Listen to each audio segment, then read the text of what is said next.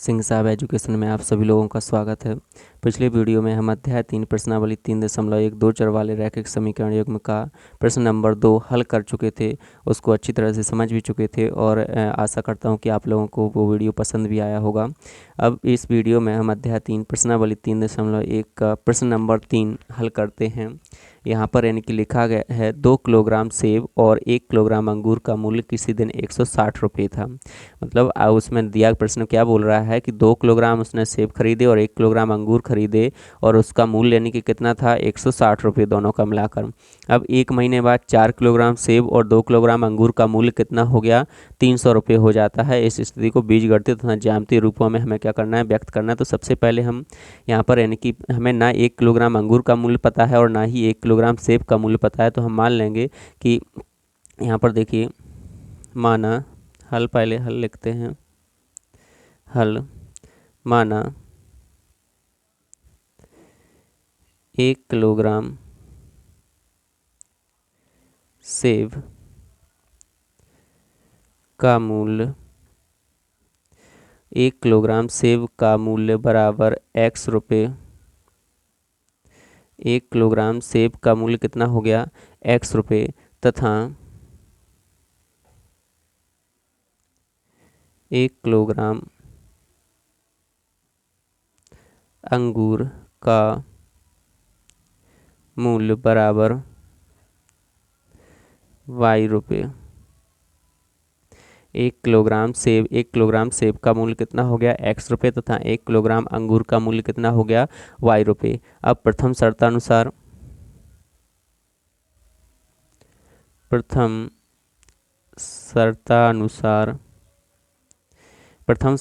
उन्होंने क्या बोला है कि 2 किलोग्राम सेब और 1 किलोग्राम अंगूर का मूल्य कितना है किसी दिन 160 रुपये। तो अब हमारे लिए हमने मान लिया यहाँ पर कि माना 1 किलोग्राम सेब का मूल्य कितना x रुपये तथा 1 किलोग्राम अंगूर का मूल्य कितना y रुपये। तो हम यहाँ पर लिखेंगे जब 1 किलोग्राम सेब का मूल्य x रुपये है तो 2 किलोग्राम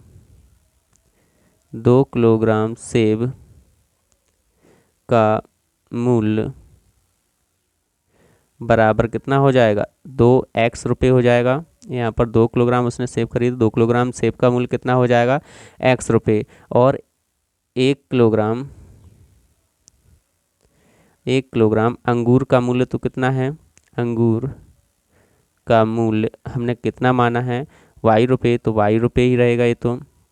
अब प्रथम शर्तानुसार उसने कितने रुपये दिए हैं दोनों के मिलाकर 2x, मतलब 2x और प्लस के y बराबर उसने टोटल कितने रुपये दिए हैं 160 रुपये। ये हो गया आपका समीकरण नंबर 1। इसको हमने क्या मान लिया, पहला समीकरण मान लिया।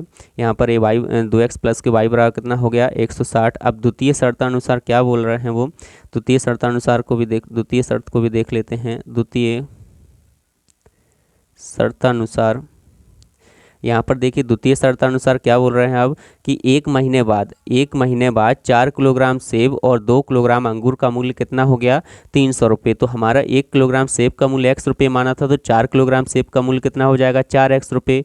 और 2 किलोग्राम अंगूर का मूल्य हमारा 1 किलोग्राम अंगूर का मूल्य y रुपये था, तो 2 किलोग्राम अंगूर का मूल्य कितना हो जाएगा 2y रुपये। तो यहाँ पर हम द्वितीय शर्तानुसार लिखते हैं 4 किलोग्राम सेब का मूल्य बराबर 4x रुपये। क्योंकि 1 किलोग्राम सेब का मूल्य कितना है, 1 किलोग्राम सेब का मूल्य आपका x रुपये है, तो 4 किलोग्राम का कितना हो जाएगा 4x रुपये। और 2 किलोग्राम अंगूर खरीदे हैं, तो 2 किलोग्राम अंगूर का मूल्य बराबर कितना हो जाएगा 2 किलोग्राम अंगूर का मूल्य कितना 2y रुपये। क्योंकि 1 किलोग्राम अंगूर का मूल्य कितना है y रुपये, तो 2 किलोग्राम अंगूर का मूल्य कितना हो जाएगा 2y रुपये। अब यहाँ पर हमारे लिए क्या बोल रहे हैं वो कि हमने 4 किलोग्राम जो भी जिसने भी खरीदा है कि 4 किलोग्राम सेब और 2 किलोग्राम अंगूर का मूल्य टोटल कितना है 300 रुपये है। तो यहाँ पर हमें यानी कि 4x प्लस के 2y, यहाँ पर दोनों का मूल्य उन्होंने कितना दिया है, यहाँ पर 300 रुपये उन्होंने पे किए हैं। अब 4x प्लस के 2y बराबर 300 है। इसको और अगर सरल करना चाहो तो यहाँ पर यानी कि कॉमन क्या आ जाएगा 2, तो यहाँ पर 2x हो जाएगा और प्लस के यहाँ पर 2 कॉमन आ गया, यहाँ पर कितना आ जाएगा y, यहाँ पर कितना बचेगा y बराबर में कितना 300 अब यहाँ पर आपका 2x प्लस के y बचेगा और जो आपका ये 2 यहाँ पर गुणा में है बराबर के उस साइड जाएगा, कहाँ पहुँच जाएगा, बटे में। तो यहाँ पर 2 बटे में आ जाएगा। 2 से आप 300 को काटोगे तो कितनी बार, 150 बार कट जाएगा, 150।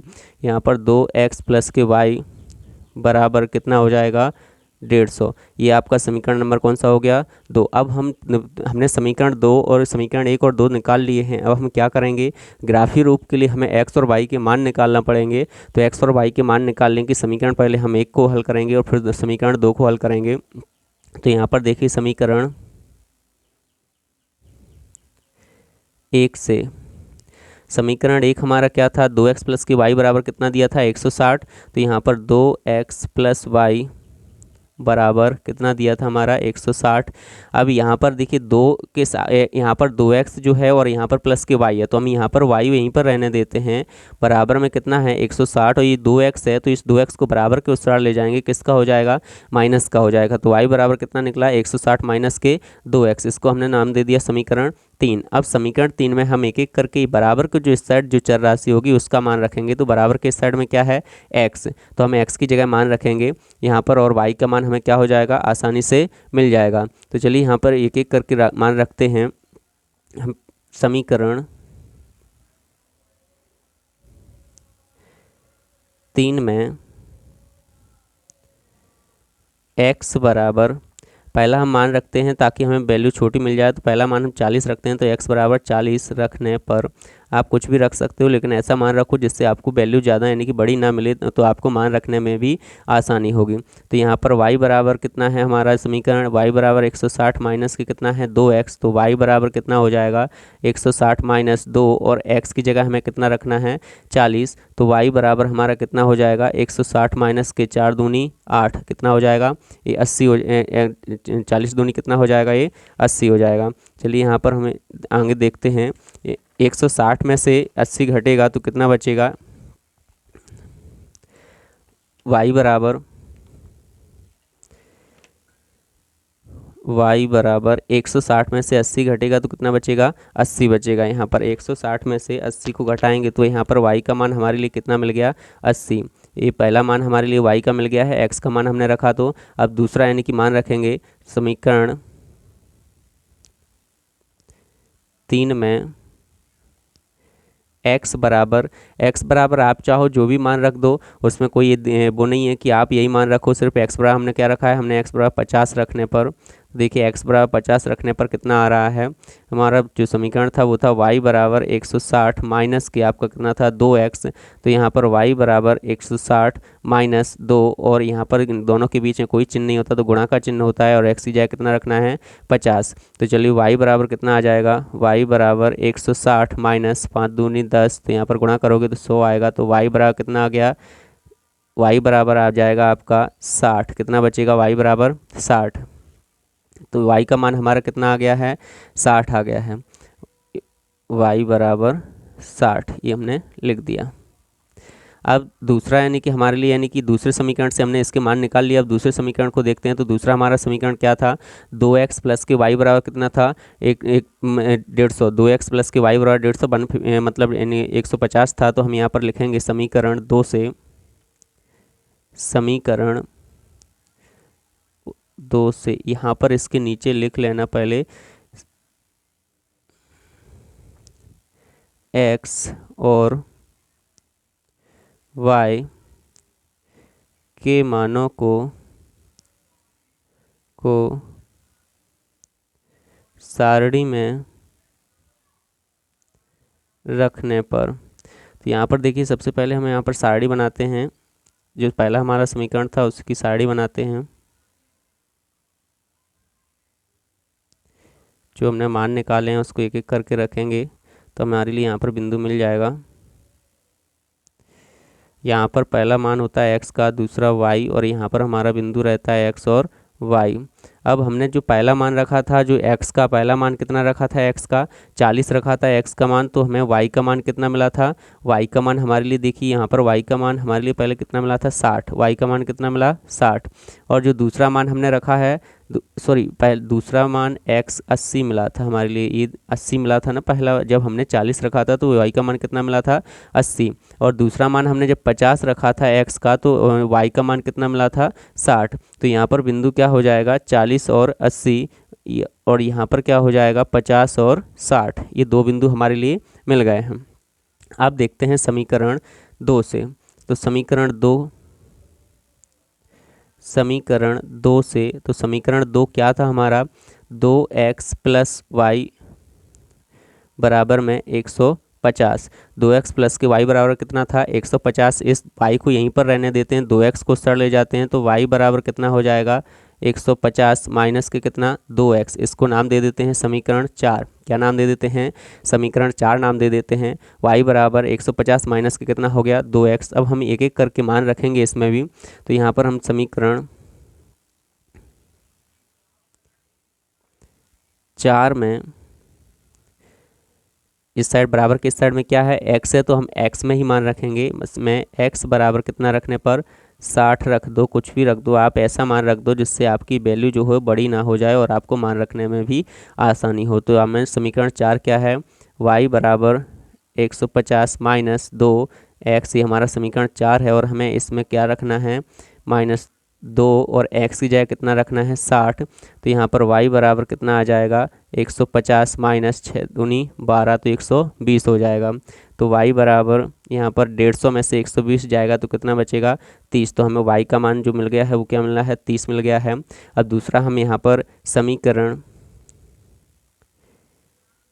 4 में y बराबर x बराबर 50 रखने पर, क्योंकि हम x का मान रख रहे हैं तो x बराबर 50 रखने पर, तो जब x का मान 50 रखेंगे तो यहाँ पर हमारा जो समीकरण है y बराबर कितना है 150 माइनस के कितना 2x, तो y बराबर 150 माइनस 2, और x की जगह कितना रखना है हमारे लिए 50। तो चलिए यहाँ पर y बराबर 150 माइनस 5 दूनी कितना हो जाएगा 10, तो 100। तो यहाँ पर y बराबर कितना हो जाएगा, और 150 में से 100 जाएगा कितना बचेगा 50। अब x और y के मानों को सारणी में रखने पर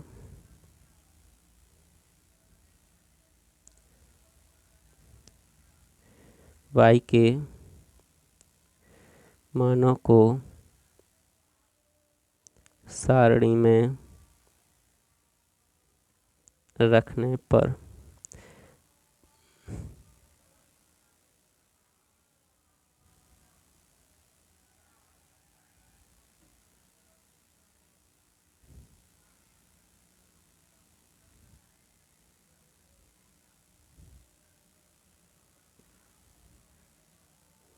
x और y। अब इधर देखिए यहाँ पर जो यानी कि पहला हमने मान क्या रखा है, पहला मान रखा है x बराबर कितना रखा था हमने 60 रखा था। यहाँ पर x बराबर, तो y बराबर कितना मिला था 30। तो हमने x बराबर जब 60 रखा तो y बराबर कितना मिला है 30। और दूसरा x बराबर हमने कितना रखा है 50, तो y बराबर भी हमें कितना मिला है 50। जब हमने x बराबर कितना रखा था 50, तो y बराबर भी हमें कितना मिला है 50। तो यहाँ पर जो मान हो जाएगा वो 60 और 30 हो जाएगा। और यहाँ पर क्या आ जाएगा 50 50, दोनों ही मान क्या आए हैं फिर 50 50 आए हुए हैं। तो यहाँ पर हमारा बिंदु हो गया 60 30 और 50। अब चलिए यहाँ पर इसके लिए हम एक ग्राफ खींचते हैं। तो ग्राफ खींचने के लिए यहाँ पर देखिए ग्राफ खींच, इन दोनों जो सारणी के जो मान हैं इनको हम क्या करेंगे, अब ग्राफी रूप में व्यक्त करना है। तो उसके लिए हम ग्राफ खींचते हैं। ग्राफ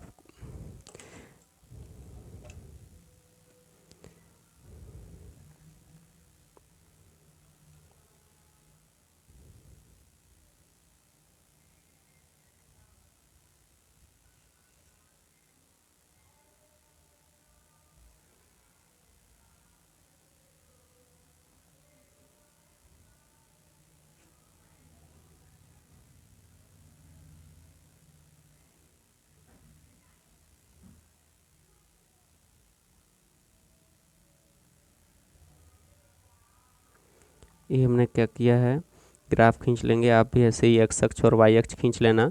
जो ये आड़ी रेखा होती है ये एक्स अक्ष कहलाती है और जो खड़ी रेखा होती है वो वाई अक्ष कहलाती है। अब इस पर हमारा देखिए सबसे बड़ा जो मान है, इसमें हम सबसे पहले ये देखते हैं कि हमारे जो ये सारणी के मान हैं उनमें सबसे बड़ा मान कितना है।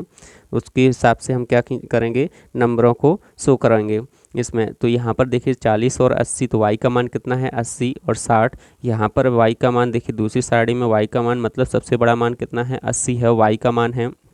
तो यहाँ पर हम एक पैमाना बराबर 10 ले लेते हैं।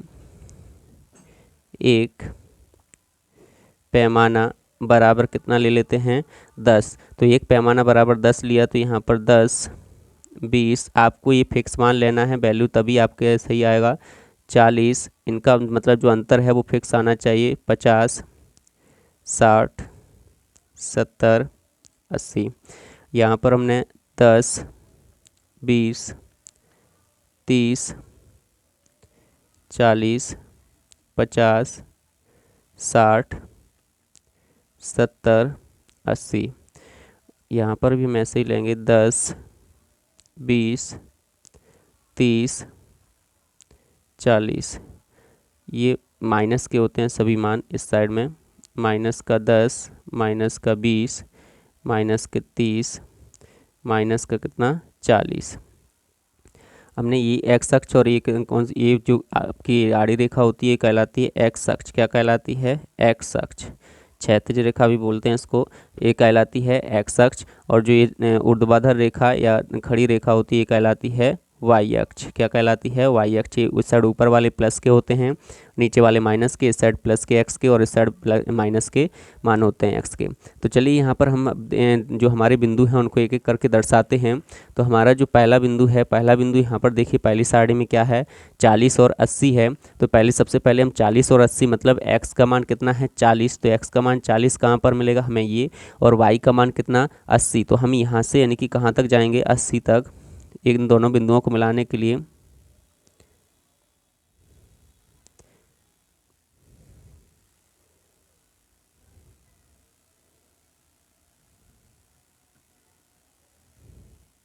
ये हमारा जो बिंदु है ये हो गया 40 और 80। कौन सा हो गया ये बिंदु 40 और 80। अब जो दूसरा हमारा बिंदु है, दूसरा बिंदु हमारा क्या है, इधर देखिए 50 और 60। दूसरा बिंदु हमारा क्या है 50 और 60। तो हमारा दूसरा बिंदु पहला यानी कि x का मान 50 है, तो x का मान 50 ये है और y का मान 60 ये रहा। तो आप यहाँ से यानी कि आप इसको मिलाने के लिए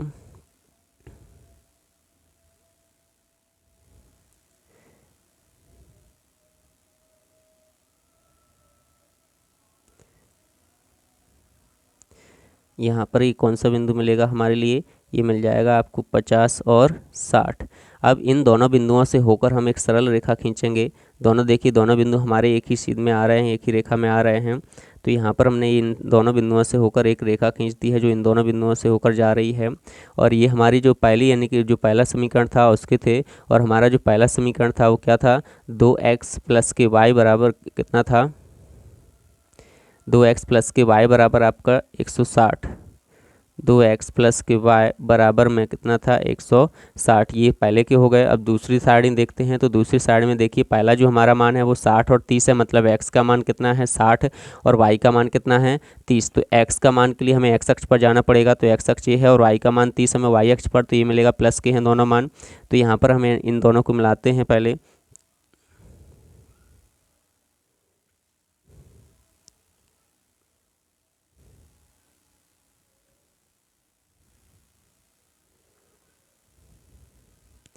ये हमारा यहाँ पर हो जाएगा कौन सा बिंदु 60 और 30। ये कौन सा बिंदु हो गया 60 और 30। अब देखिए दूसरा हमारा मान क्या है, दूसरा मान हमारा कितना है 50 और 50 है दोनों, यानी कि x का मान भी 50 है और y का मान भी कितना है 50। तो हमारा x का मान 50 ये है और y का मान 50 ये रहा।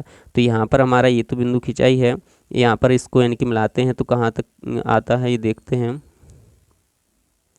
ये दोनों बिंदु कहाँ मिल रहे हैं, यहाँ पर मिल रहे हैं। ये आपका क्या हो जाएगा 50 और 50। ये वाला बिंदु कौन सा हो जाएगा 50 और 50। चलिए अब इन दोनों बिंदुओं से होकर हम एक रेखा खींचते हैं। तो यहाँ पर इन दोनों बिंदुओं से होकर एक रेखा खींचते हैं जो बिल्कुल यानी कि इन दोनों से होकर जाती है। ये रेखा हमने खींच दी, इन दोनों बिंदुओं से होकर जा रही है। यहाँ पर हमारा जो दूसरा समीकरण क्या था उसको लिख देते हैं। दूसरा समीकरण था 2x+ky बराबर में 150। ये दोनों यानी कि रेखाओं की यानी कि हमने क्या ग्राफीय रूप में प्रदर्शित कर दिया दोनों समीकरणों को, और यहाँ पर यानी कि जो बीजगणितीय रूप में भी कर दिया है। उम्मीद करता हूँ कि आप लोगों को ये जो हमारे वीडियो हैं वो पसंद आए होंगे, और अगर पसंद आए हों तो लाइक कीजिएगा, सब्सक्राइब कीजिएगा, अपने दोस्तों के साथ शेयर कीजिएगा, और कमेंट बॉक्स में ज़रूर बताइएगा कि आपको हमारे जो वीडियो हैं वो कैसे लगते हैं। Thank you.